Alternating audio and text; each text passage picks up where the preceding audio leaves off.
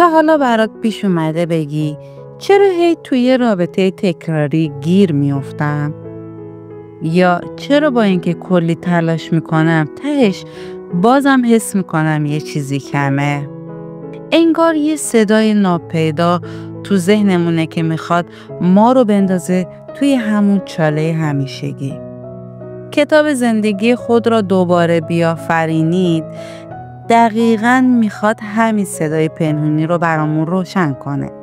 اون الگوهای فکری که از بچگی با همون بوده و هنوزم ناخودآگاه دارن زندگیمون رو هدایت میکنن. اگه حس میکنی یه جاهای از زندگیت هی تکرار میشن، هی گیر میکنی یا یه دردی هست که نمیدونی از کجا اومده، این کتاب میتونه برات یه نقطه شروع باشه. تو این ویدیو قراره با هم یه نگاهی بندازیم به اصل ماجرای این کتاب و اینکه چطوری میتونه کمکمون کنه تا بالاخره اون حلقه تکرار رو بشکنیم. سلام، من الهام باقی‌زاده هستم و اینجا کانال کتاب چیه. تا انتهای ویدیو با من همراه باشید. حس میکنی توی یک الگوی رفتار منفی گیر کردی؟ فکر میکنی مجموعی از انتخاب‌های بد و احساسات خشم‌آلود از کودکی همراهت مونده و رهات نمی‌کنه؟ اگه جوابت آره است، ممکنه اسیر تله زندگی شده باشی. جفری یانگ اینجوری خودشو معرفی میکنه: من جفری یانگ هستم و تو این کتاب به همراه نویسندگان همکارم میخوام درباره تجربه خودم در اولین سالهایی که به عنوان یک درمانگر شناختی فعالیت میکردم حرف بزنم. من خیلی تلاش کردم تا با افرادی که به من مراجعه میکردن کمک کنم تا بتونن رفتارهای مضرشون رو تغییر بدن و به آدمهای شادتر و سالمتری تبدیل بشن. توی این مسیر تا حدودی هم موفق بودم، اما از اون سمتم باید بگم که هرگز موفق به درمان یه سری از مراجعه کنندگانم نشدم. یه مدت که گذشت متوجه شدم بین تمام بیمارانی که بهبود پیدا نمی‌کنن یه وجه مشترکی وجود داره. همون موقع بود که چیزی توی ذهنم جرقه زد. درباره این بیمارها این نکته وجود داشت که همه اونها به نوعی گرفتار الگوهای رفتاری خود تخریبی بودند که اغلب هم به این خاطر بود که در کودکی به لحاظ روحی ضربه خورده بودند.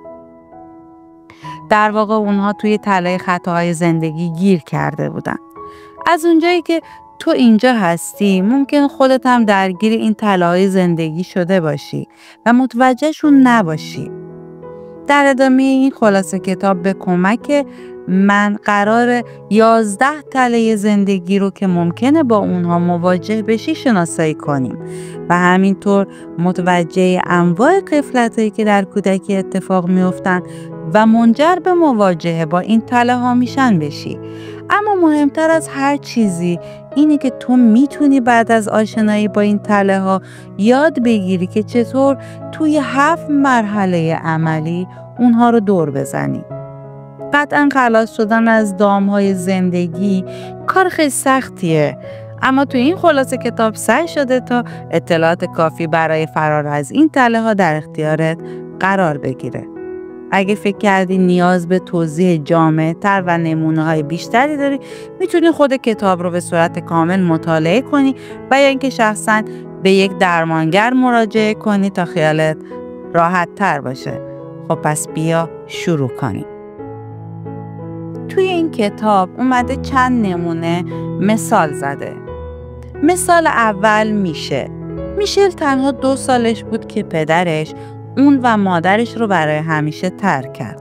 مادر میشل یه الکلی دائم الخمر بود که اکثر اوقات یهویی غیبش میزد تا بره جایی مشروب بخوره.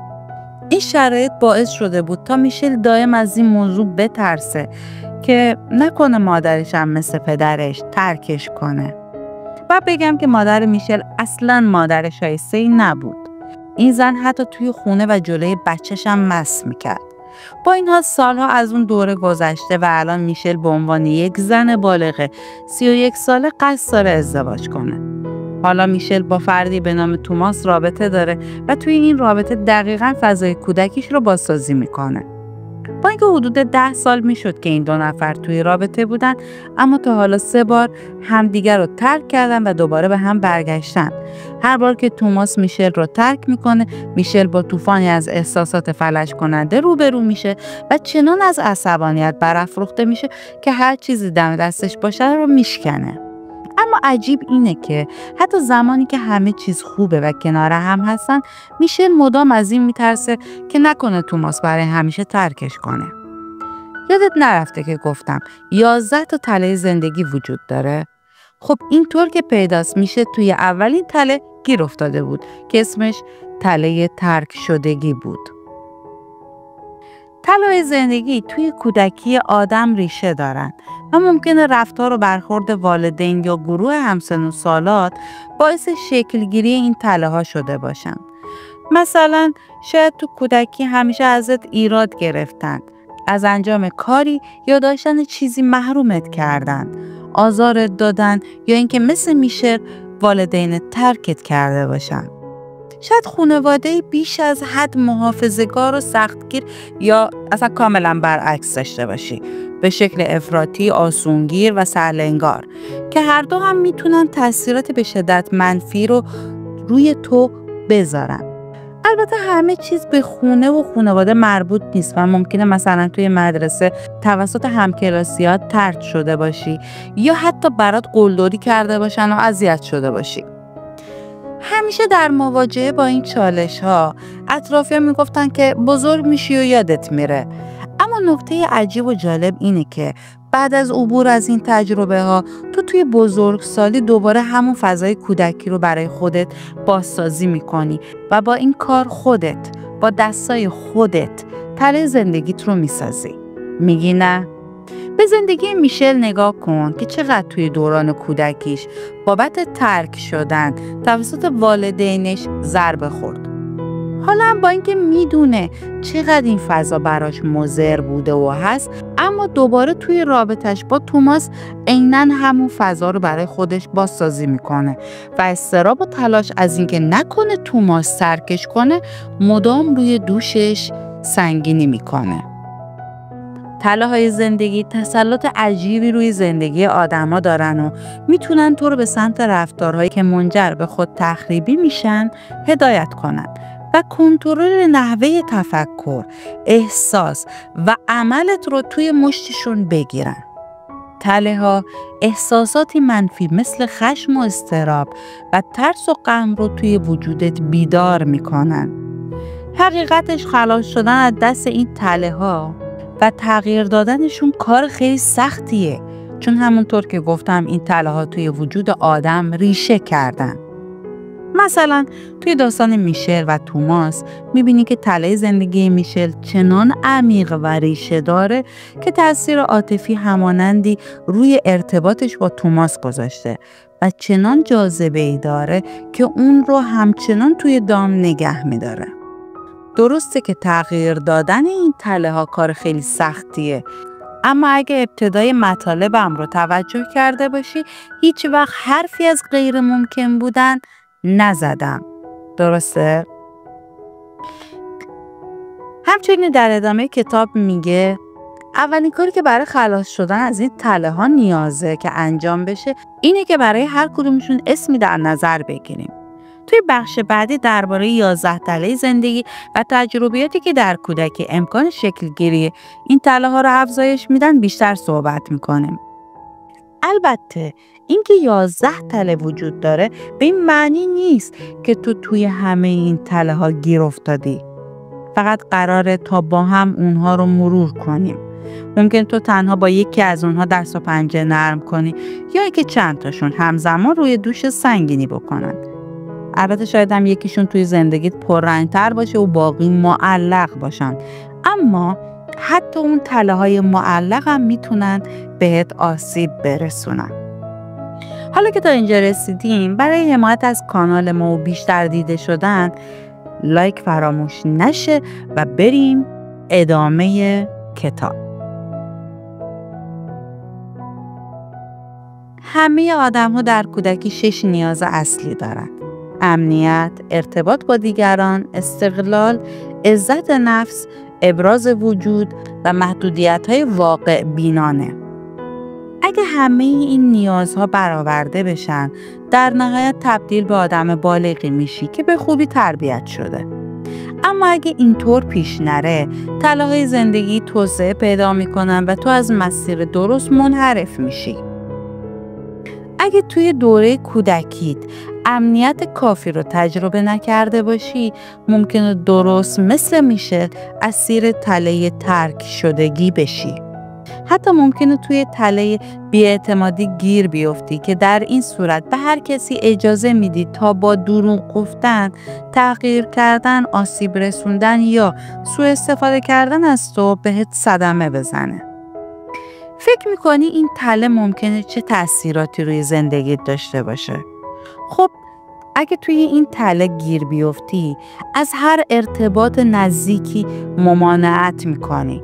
چرا که مدام از این میترسی نکنه کسی که دوستش داری بهت خیانت کنه و ترکت کنه و خلاصه وقتی هنوز هیچی نشده پیش نگران آینده هستی. حقیقت اینه که هر آدمی به عشق، احترام و درک خانواده و همسالان نیاز داره تا حس کنه ارتباط درستی بین خودش و دیگران وجود داره. اگه تو کودکی نمیتونستی با دیگران ارتباط برقرار کنی، به خاطر 2 تله محرومیت عاطفی و طرد شدگی اجتماعی بوده.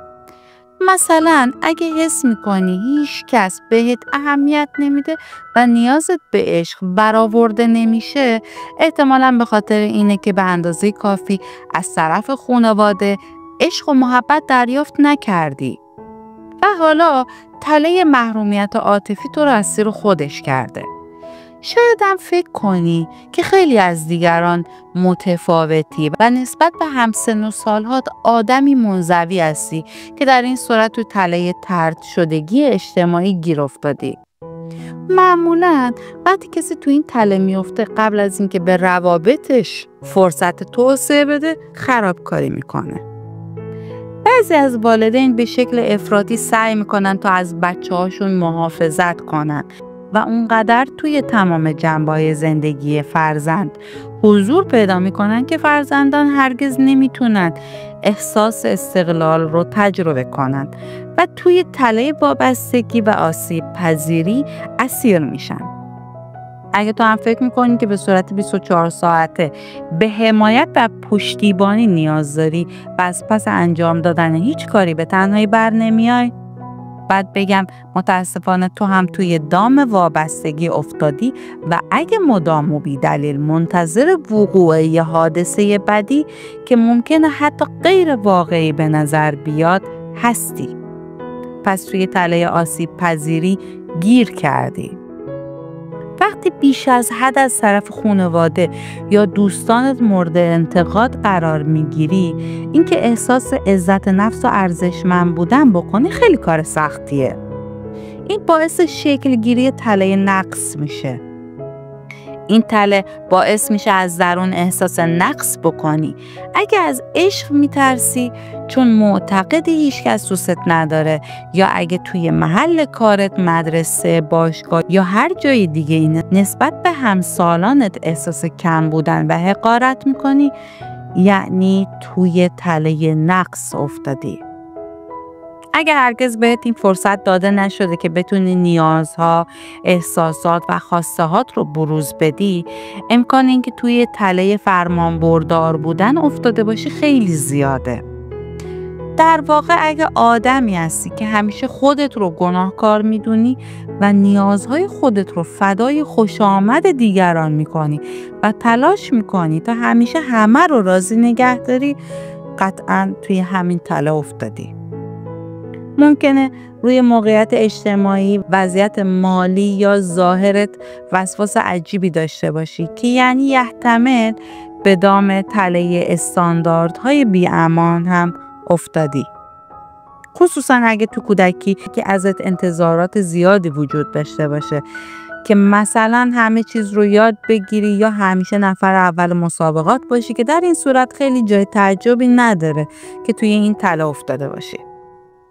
از طرفی شاید تو هم توی زندگیت والدینی رو دیده باشی که به بچه‌هاشون اجازه انجام هر کاری رو میدن بدون که ذره‌ای به عواقبش فکر کرده باشن. این کار نه تنها لطف نیست، بلکه باعث میشه شخص به شکل واقع بینانه متوجه محدودیت‌ها نشه و اسیر تله حقانیت بشه. عموماً چنین آدمی برای احساسات یا نیازهای دیگران اهمیت قائل نیست و اگه نیازها و خواسته‌های خودش فوراً برآورده نشه باعث ناراحتیش میشه. حقیقتش گیر افتادن توی تله ها به سادگی اتفاق میفته، اما اینکه بخوای از اونها خارج بشی واقعاً کار خیلی سختیه. معمولاً برای خلاص شدن از اونها دنبال راه‌های ناسالم میریم، اما در ادامه با من همراه باش تا بهت بگم چطور میشه و به چه شکلی درست و سالم از این تله ها خارج شد. در ادامه نویسنده میگه چگونگی دست و پنجه نرم کردن با تله‌های زندگی خیلی به خلق و خو و محیطی که توی اون رشد پیدا کردی بستگی داره. آره، خلق و خو و مدل شخصیتی اهمیت داره. مثلا خواهر و برادری رو تصور کن که هر دو توی محیطی یکسان و خانواده بسترپرست بزرگ شدن، اما یکیشون مقابله کردن رو یاد گرفته و یکی دیگه برعکس حالت منفعل پیدا کرده. فکر میکنی دلیلش چیه؟ شاید مورد اول ذاتاً و مادرزادی حالت پرخاشگرانه تر و تقابل جویانه تری داشته باشه.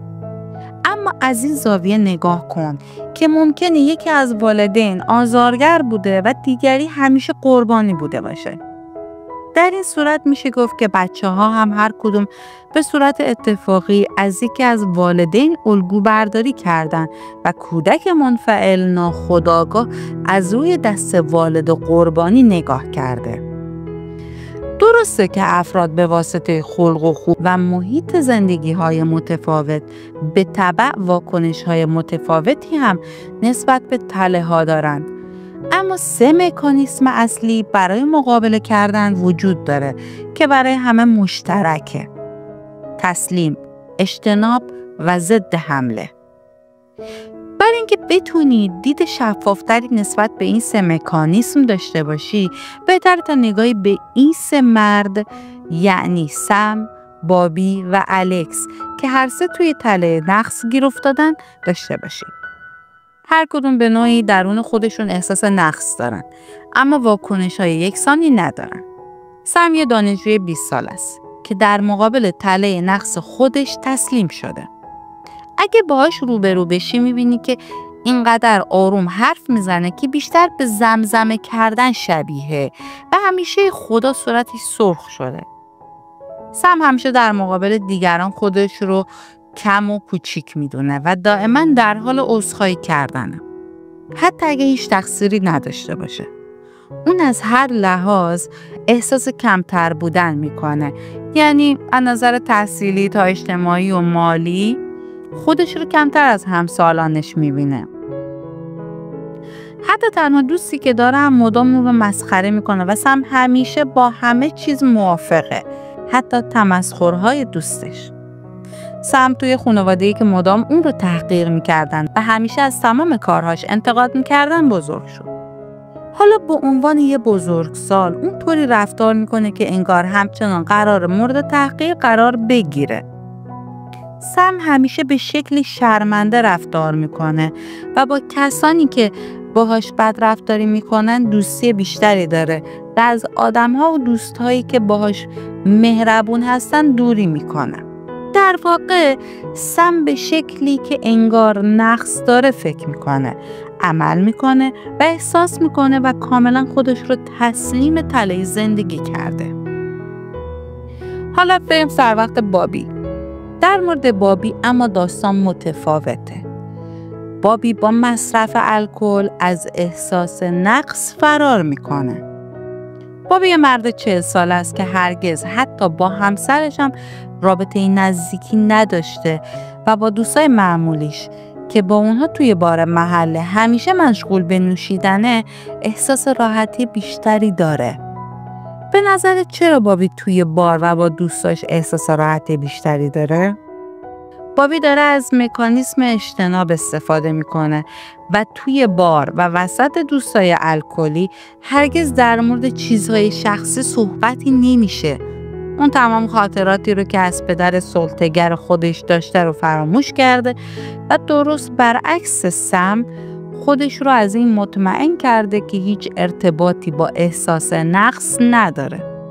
در حالی که اگه بابی بابت این تله زندگی تراپی رو شروع کنه حتی متوجه میشه که اعتماد به نفس پایینی داره که ممکنه از پدرش نشأت گرفته باشه. حالا بریم سر وقت الکس. الکس واکنش متفاوت‌تری نسبت به سم و باربی داره. اون با تله خودش مقابله میکنه. اما چطوری؟ الکس فکر میکنه که خیلی آدم خاصیه و تافتای جدا بافته است. اون همیشه لبخندهایی به لب داره که انگار از همه چیز مطمئنه و لباسای مارکدار تن میکنه، بر خودش کلکسیونی از ساعتای گرون قیمت داره. تازه فقط همین نیست و الکس همیشه خودش رو توی موقعیت قرار میده که بهش احساس برتری بده. مثلا با زنی ازدواج کرد که خیلی صبور و متواضع بود و آدمهای چاپلوسی رو به عنوان دوستانش انتخاب میکرد. الکس همه این کارها رو فقط به این خاطر انجام داده تا برخلاف دوره کودکیش بتونه محیطی رو ایجاد کنه که احساس ارزش بکنه.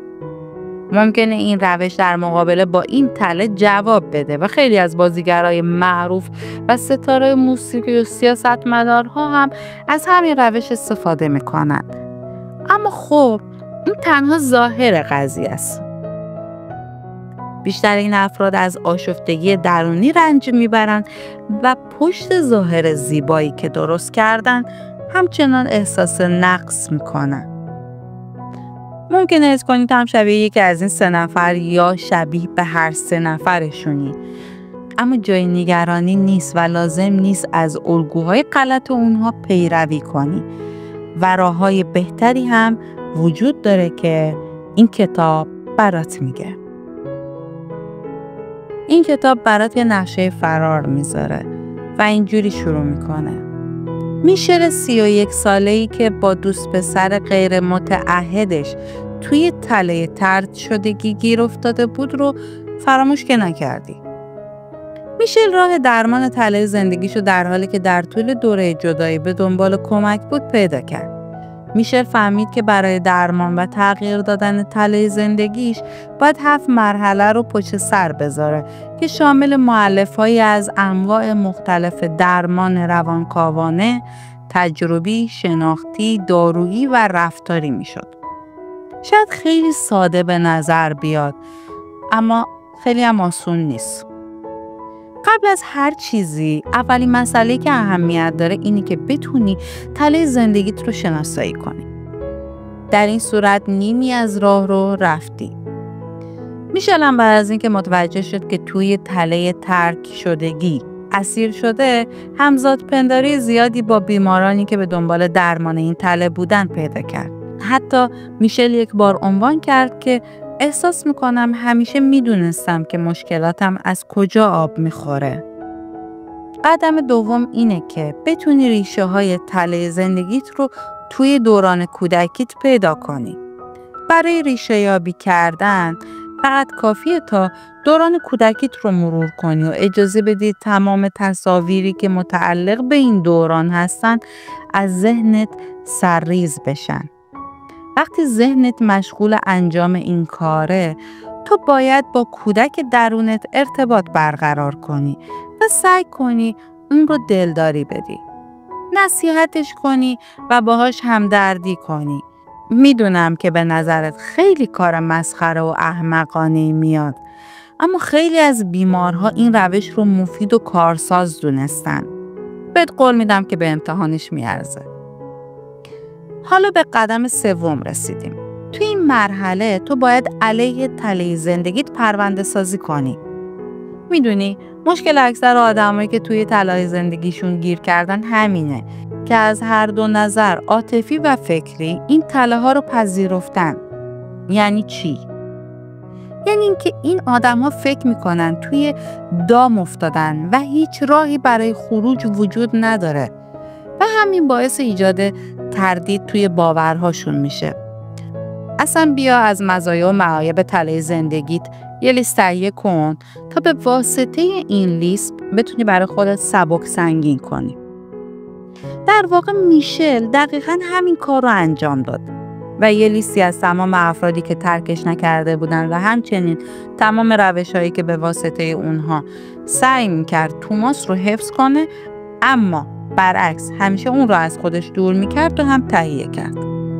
تو هم همین کار رو انجام بده و در آخر بشین دقیق چک کن ببین آیا نکات مثبتت بیشتر از نکات منفیته یا نه. اگه جواب مثبت بود باید ببینی آیا واقعاً این نکات مثبت درستن یا نه. و توی دوره کودکیت مغز طوری شستشو داده شده که فکر کنی این نکات مثبتن. بریم سراغ مرحله 4. توی این مرحله تو نامه‌هایی به والدین، خواهر، برادر یا هر کسی که به شکل گیری طلای زندگیت کمک کرده می‌نویسی. شاید برای سوال بشه که چرا باید این کار رو انجام بدی؟ بذار برات بگم. با نوشتن این نامه‌ها تو میتونی هر چیزی که روی دل سنگینی می‌کرده یا توی گلوت گیر کرده بود رو بگی. در واقع این بهترین و مطمئن‌ترین روش برای تخلیه خشم و غمیه که سالها توی وجودت سرکوب شده. اینکه نامه‌ها رو برای این افراد بفرستی یا نه دیگه دست خودته. توی مرحله 5 تو باید خیلی دقیق و البته صادقانه طلای زندگیت رو بررسی کنی. واسه این کار باید تمام راه‌هایی که چطور طلای زندگیت روی زیستت تأثیر میذاره رو شناسایی کنی و بعد سعی کنی تا اونها رو تغییر بدی. میشه توی لیستی که تهیه کرده بود فقط درباره رابطش با توماس ننوشت و حتی درباره چسبیدن به دوستاش از ترس ترک شدن هم نوشت و بعد به دنبال راه‌هایی برای تغییر اونها گشت. اما مرحله 6 مرحله کوبیدن و از نو ساختنه. توی این مرحله بعد از شناسایی الگوهایی که توی مرحله 5 شکل گرفته باید اونها رو تغییر داد. برای شروع با تغییراتی شروع کن که مطمئن از پسشون برمیای. مثلا میشل با دوستانش شروع کرد و به اونها فضای بیشتری داد و زمانی که تماسهاش بی جواب موند سعی میکرد آرامش خودش رو حفظ کنه و شروع به فکر کردنهای فرسایشی نکنه. توی مرحله 7 تو فقط به سادگی به تلاش کردن ادامه میدی. این روند خیلی سخته اما تسلیم نشو. هرگز تسلیم نشو و تا زمانی که تمام الگوهای ویرانگر رو در هم نشکستی دست از تلاش کردن بر ندار. وقتی نیازهای اصلی کودکان برآورده نشه زمینه شکلگیری مشکلی که همه عمر آدم رو درگیر کنه فراهم میشه. حتی توی دوره بزرگسالی هم آدم‌ها محیط‌های مضر دوره کودکیشون رو دوباره بازسازی می‌کنن و دوباره با پای خودشون وسط طلای زندگی میپرن و توی اونها گیر میکنن. مگه اینکه دنبال راه فرار بگردن. اگه حس کردی توی دام این تله ها افتادی برای فرار کافیه بتونی با ترسات روبرو بشی. با خودت صادق باشی و به تلاش کردن ادامه بدی. درسته که فرار از تله‌های زندگی ابداً کار ساده‌ای نیست و کنکاش توی گذشته و لایروبی خاطرات دوران کودکیت ممکنه تا حدی دردناک باشه که نیاز به همراهی و کمک یه درمانگر داشته باشی. اما فراموش نکن که تنها با تلاش کردن مداوم میتونی از این تله‌ها جون سالم به در ببری و زمانی که این کار رو انجام بدی زندگی تغییر شدیدی به سمت بهتر شدن پیدا میکنه. اگه میخوای که یک کتاب دیگرم بهت معرفی کنم، میتونم در انتها کتاب وضعیت آخر، یکی از بهترین کتاب‌های روانشناسی رفتاری رو معرفی کنم که درباره رویکرد تحلیل رفتار متقابل صحبت میکنه.